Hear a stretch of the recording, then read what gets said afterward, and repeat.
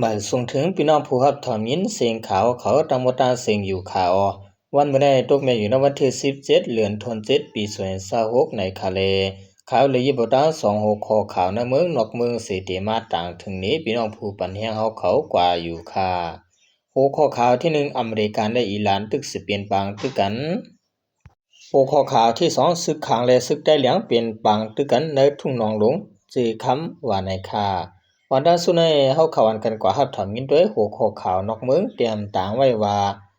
อิหร่านและอเมริกันตึกสิเปลี่ยนแปลงตึกกันในจอมกันค่ะไว้เสียอเมริกันขึ้นตะวังรองปีกอึดเหนืออิหร่านย่อเมื่อว่าในอเมริกันขึ้นยื้อเสตีกิดเขพังปังดาอิหร่านและ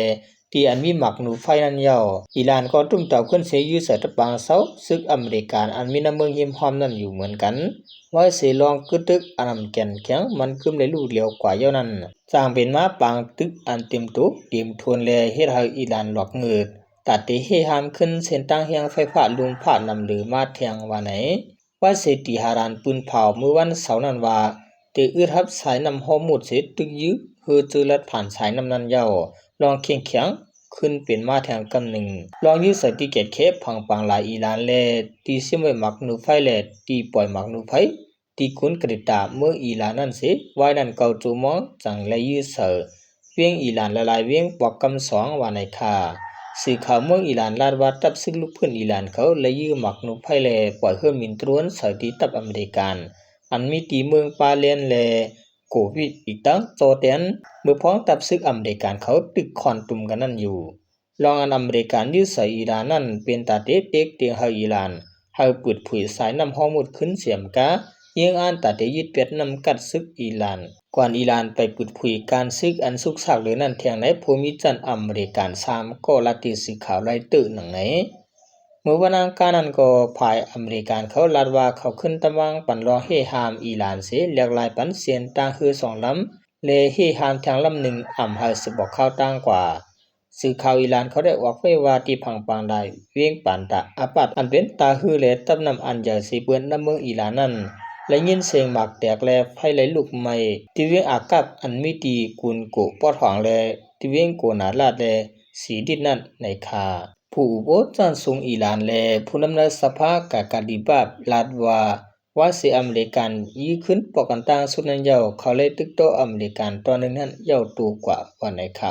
เพราะว่า2เมืองในตึกสิเวียนปางตึกกันยืดยาวปานจึงกูจึกูลองก็เตจังเรียกลายกว่าค่ะเนาะสืบเสนอข่าวกันกว่าถอมด้วยหัวข้อข่าวหน้าเมืองเตรียมต่างไว้ว่า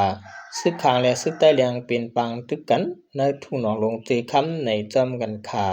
ในวันที่16เจเหลือนสวยเช้ายามกลางหนาวเจ้าหมอก3โมงมื้อวานใน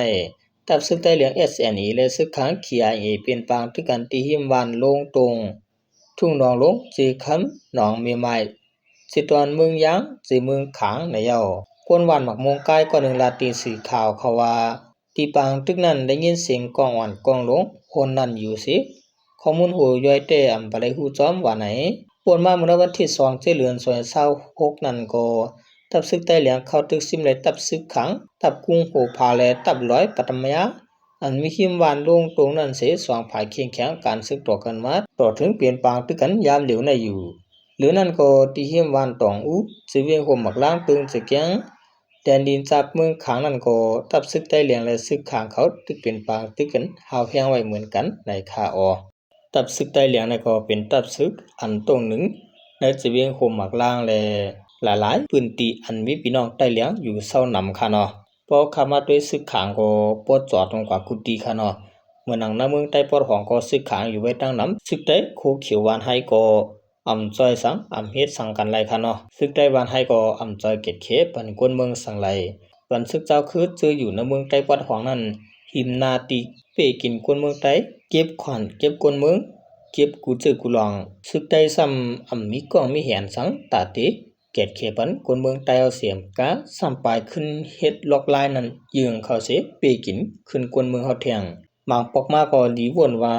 ซึก SPP บ้านให้ในเป็นตอนตัดไปกินขึ้นกวนเมืองใต้เลยตอนตัดตึกยื้อกันขึ้นทั้งตับซึกใต้กวยหือในนั้นก็มีขอถามมาในข่าวเรื่องสุดมาขอบใจนำถึงพี่น้องเขาเจอเป็นผู้เตรียมข่าวและผู้ทำข่าวเขาตังมตาเสียงอยู่ข่าว มาสูงตาเสียงค่า